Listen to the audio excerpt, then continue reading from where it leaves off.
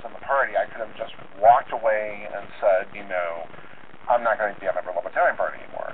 Forget this. But something inside me told me, and sticking out, something told me to stay in a movement. And I came to realize that there was more to this liberty stuff. I became so enamored of freedom. I started reading books. I think the first couple of books I was reading was David Bowe's Libertarianism a Primer and Harry Brown's Why Government Doesn't Work. And his newest book at the time was The Great Libertarian Offer. And when I started reading books, I started reading articles, I started reading everything to get my hands on pro-freedom. And I thought to myself, I wish I had done this years before. I wish I had done this when I was a teen. When I was voting at the time. I probably would have voted Libertarian in 1992 if I had known about this. And I think there was always a part of me when I was growing up that was I was conformist, but I was so much brainwashed that it took years and years for me to actually break out of that status control. I was really, really disgusted with the public schools, the way that students were not learning. And there were a lot of things I was still trying to grasp and understand. Why are people still poor? Why is there so much racism? Why do we have a drug war? Why is there so many wars happening and so forth? And then at some point, I realized that, I found my home. I found my place in the movement. And I became very concerned about the Libertarian Party because at one time it was the party of principle. It went from being, the party of principle, truly, a very much ideological party that was only meant to educate people about the message of liberty and not necessarily getting candidates elected to office. But then it gradually started to turn. As time went on, the Libertarian Party platform was being watered down. I remember one of the first things that they deleted from the platform was, let's abolish the CIA. Well, that's a libertarian position because, even though we need some kind of an intelligence, but this is not the way to do it. If we had a free market style kind of an intelligence system, I would be in favor of it. Then that would work. But I will say that I was very, very disgusted with what was happening to the LP. It kept watering down its message. A lot of the reformers were invading the party. I saw a lot of people coming in who were basically claiming to be libertarian. They were trying to sound libertarianish, but they were being very cryptic at times. And I became very disgusted with the entire status quo of the Libertarian Party. And it started, I saw the writing on the wall, I think around 2003, 2004, but it wasn't until 2006 at the Portland Convention. And I could never afford to actually go to these national conventions because they were always far away. I mean, they were pretty expensive. The packages weren't really that cheap. And I noticed that they actually chopped off more than 80% of the original platform. It was no longer a very principled platform. I was very, very disgusted with it. And, it was, what even concerned me at the time, even going back a little bit further, was the Harry Brown scandal.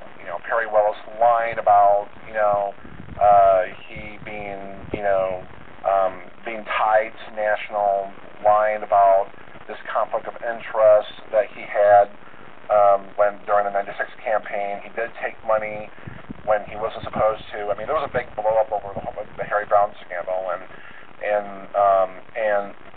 a lot of activists were very concerned about the honesty of the Harry Brown campaign.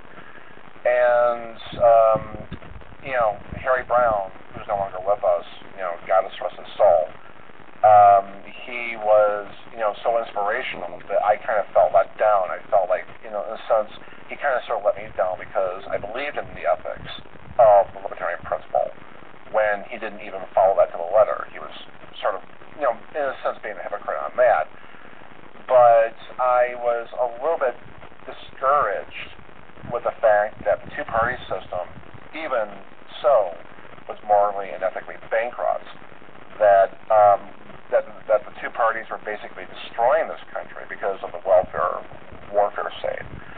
And I was so upset when we decided to invade Iraq, and this was actually almost 2 years after 9/11. When 9/11 hit, everybody kept claiming that 9/11 changed everything. The only thing that, and that's not really true, the only thing that really changed, that 9/11 changed, was the acceleration of government growth.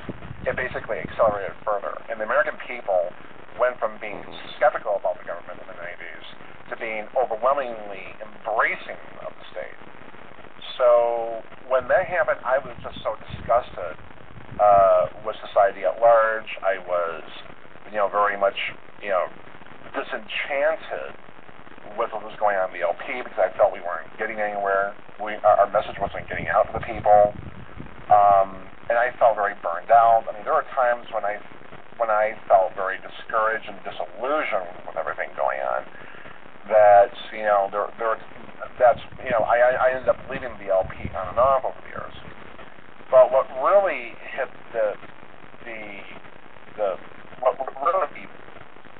what really did for me, the big deal breaker, that is, the straw that hit the camel's back, was basically the nomination of Bob Barr in May of 2008. When Bob Barr got the nomination, and I remember this so clearly, I was watching this on C-SPAN online on my laptop. I was supporting Mary Ruhr because I had already supported Ron Paul. I was a very big Ron Paul supporter. I liked a lot of the things that he said. I didn't agree with him on everything. I mean, there were several issues of his that I had serious issues with.